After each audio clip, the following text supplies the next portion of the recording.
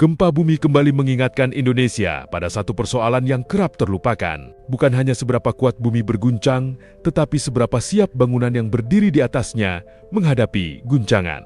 Gempa berkekuatan magnitudo 7,7 yang mengguncang wilayah Nusa Tenggara Timur atau NTT pada Sabtu, 15 Agustus 2026 meninggalkan duka besar. Berdasarkan data sementara pada Minggu 16 Agustus 2026, sebanyak 53 orang meninggal dunia, 135 orang mengalami luka-luka, dan sekitar 5.000 orang mengungsi. Korban meninggal tersebar di sejumlah wilayah, dengan jumlah terbanyak berada di Kabupaten Manggarai dan Manggarai Timur. Di tengah situasi darurat tersebut, perhatian kembali tertuju pada kondisi bangunan, rumah, sekolah, fasilitas kesehatan, hingga bangunan publik menjadi bagian penting dalam mitigasi risiko gempa. Pertanyaannya, mengapa masyarakat Nusantara sejak ratusan tahun lalu telah mengenal konstruksi yang mampu beradaptasi terhadap guncangan?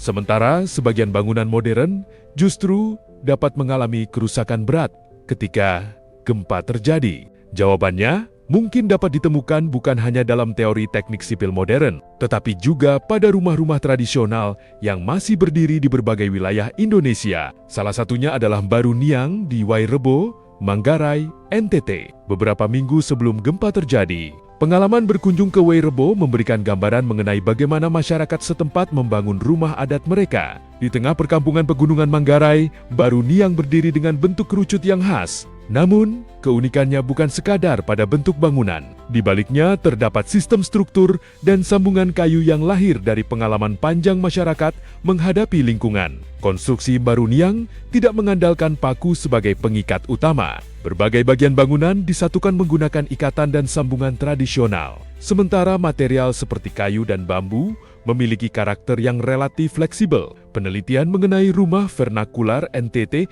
juga menunjukkan sejumlah prinsip serupa, seperti rangka kayu fleksibel, sambungan tradisional, struktur panggung, dan fondasi batu umpak. Karakter tersebut menarik jika dikaitkan dengan gempa, sebab bangunan tahan gempa bukan hanya soal membuat struktur sekuat dan sekaku mungkin. Bangunan juga perlu memiliki kemampuan menerima, menyebarkan, dan merespons energi guncangan secara terkendali. Baruniang tentu bukan bangunan yang kebal gempa, namun struktur tersebut memperlihatkan bahwa masyarakat tradisional telah mengembangkan pengetahuan konstruksi berdasarkan pengalaman panjang beradaptasi dengan alam. Pengetahuan tersebut kemungkinan tidak lahir dari perhitungan komputer atau simulasi. Seperti yang digunakan dalam teknik sipil modern, masyarakat tradisional memiliki cara belajar yang berbeda, yakni melalui pengamatan lintas generasi. Teknik yang dianggap berhasil dipertahankan, material yang sesuai terus digunakan, sementara konstruksi yang tidak mampu bertahan akan diperbaiki atau ditinggalkan. Proses tersebut secara perlahan membentuk pengetahuan arsitektur yang adaptif terhadap lingkungan. Dalam konteks NTT yang berada di kawasan dengan aktivitas tektonik tinggi, kemampuan beradaptasi terhadap alam menjadi bagian penting dari kehidupan masyarakat. Karena itu, Baruniang dapat dipandang bukan hanya sebagai warisan budaya, tetapi juga sebagai arsip hidup mengenai bagaimana masyarakat Nusantara memahami material, struktur, dan lingkungan. Pelajaran serupa dapat ditemukan jauh dari NTT, yakni di Pulau Nias, Sumatera Utara, melalui rumah tradisional yang dikenal sebagai Omohada. Omohada menggunakan konstruksi kayu dengan sambungan tradisional. Alih-alih mengandalkan paku, struktur memanfaatkan pena, pasak, sambungan kayu, dan elemen diagonal. Material yang relatif ringan, serta sistem konstruksi tersebut memberikan karakter fleksibel pada bangunan. Denah yang sederhana dan sistem pengaku kayu juga membantu menjaga kestabilan struktur. Dengan kata lain, rumah tradisional Nias tidak dibangun sebagai satu benda kaku, tetapi sebagai rangkaian elemen yang saling bekerja. Jika dilihat lebih luas, sejumlah rumah tradisional Nusantara memiliki prinsip yang hampir serupa. Material yang ringan dapat mengurangi massa bangunan. Sambungan tradisional memberikan ruang bagi elemen struktur untuk bergerak. Struktur panggung menciptakan karakter bangunan yang berbeda dari konstruksi masif. Sementara bentuk yang sederhana dapat membantu distribusi beban. Semua itu bermuara pada satu prinsip penting, kemampuan struktur untuk merespons gerakan secara terkendali. Namun, bukan berarti rumah tradisional selalu lebih aman daripada rumah modern. Justru perbandingan tersebut perlu dilihat secara lebih objektif. Teknologi konstruksi modern memiliki kemampuan jauh lebih maju dalam menghitung beban gempa, merancang struktur, memilih material, hingga melakukan simulasi. Rumah beton yang dirancang dan dibangun sesuai standar dapat memiliki ketahanan gempa yang sangat baik. Persoalannya muncul ketika prinsip keselamatan tidak diterapkan dengan benar. Rumah yang dibangun tanpa perhitungan struktur, menggunakan material berkualitas rendah, mengalami perubahan konstruksi tanpa perencanaan, atau menambah lantai secara sembarangan dapat meningkatkan risiko ketika gempa terjadi. Karena itu, persoalannya bukan memilih rumah tradisional atau rumah modern. Yang lebih penting adalah memastikan bangunan dirancang sesuai dengan karakter lingkungan dan ancaman bencana di wilayah tersebut. Gempa NTT memperlihatkan betapa pentingnya persoalan tersebut.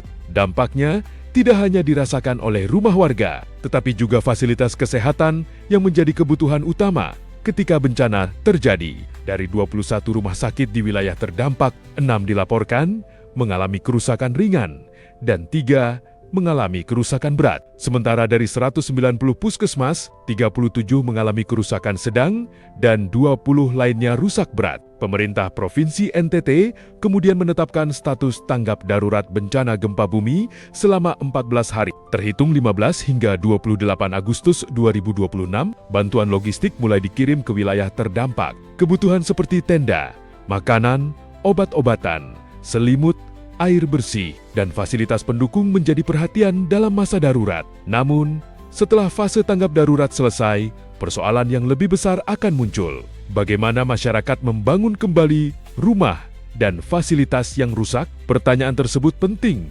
karena pembangunan kembali tidak seharusnya sekadar mengembalikan kondisi sebelum bencana. Jika bangunan yang rusak dibangun ulang dengan kelemahan struktur yang sama, masyarakat akan kembali menghadapi risiko serupa ketika gempa berikutnya terjadi.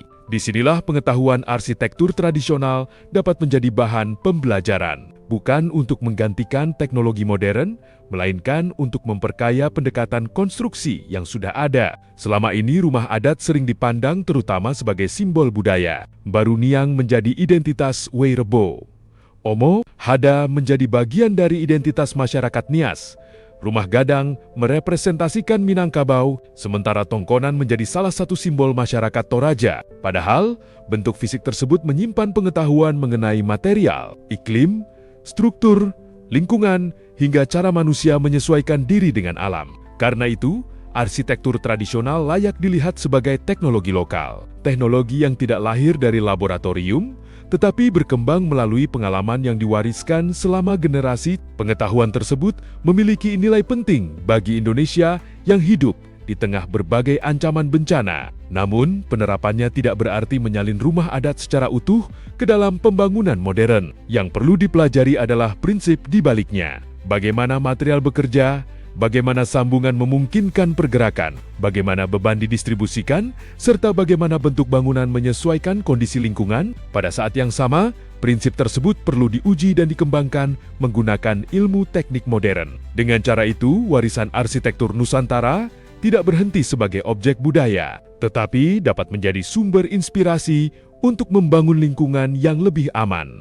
Pada akhirnya, gempa NTT membuka kembali pertanyaan tentang bagaimana Indonesia membangun masa depan. Teknologi modern memberikan kemampuan untuk menghitung dan menguji struktur secara lebih presisi. Sementara arsitektur tradisional menyimpan pengalaman mengenai cara manusia beradaptasi dengan lingkungan, menggunakan material dan teknik yang tersedia di sekitarnya.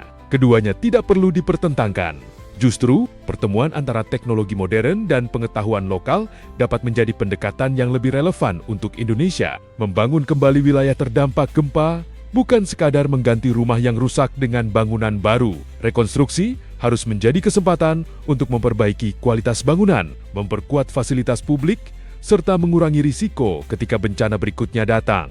Keselamatan juga tidak boleh baru dipikirkan setelah gempa terjadi. Ia harus menjadi bagian dari proses sejak perencanaan, desain, pembangunan, hingga pemeliharaan. Sebab Indonesia merupakan negara yang hidup berdampingan dengan berbagai ancaman alam. Gempa, banjir, longsor, letusan gunung api, hingga cuaca ekstrem menuntut pembangunan yang benar-benar mempertimbangkan kondisi lingkungan. Dari Wairebo, hingga niat. Masyarakat Nusantara telah menunjukkan bahwa membangun rumah bukan sekadar mendirikan dinding dan atap. Ada pengetahuan tentang bagaimana manusia hidup bersama alam. Nenek moyang Indonesia mungkin tidak mengenal istilah rekayasa seismik atau simulasi komputer. Namun, mereka memahami satu prinsip sederhana.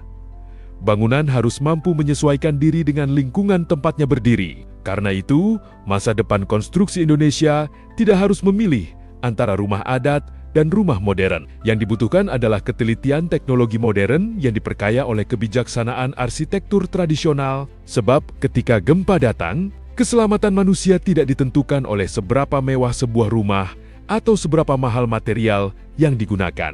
Yang paling menentukan adalah apakah bangunan tersebut dirancang, dibangun, dan dipelihara dengan benar untuk menghadapi ancaman alam di sekitarnya. Dan mungkin itulah pelajaran terbesar dari rumah-rumah tradisional Nusantara. Manusia tidak selalu harus melawan alam. Terkadang, keselamatan justru ditemukan ketika manusia belajar memahami dan menyesuaikan diri dengan gerak alam.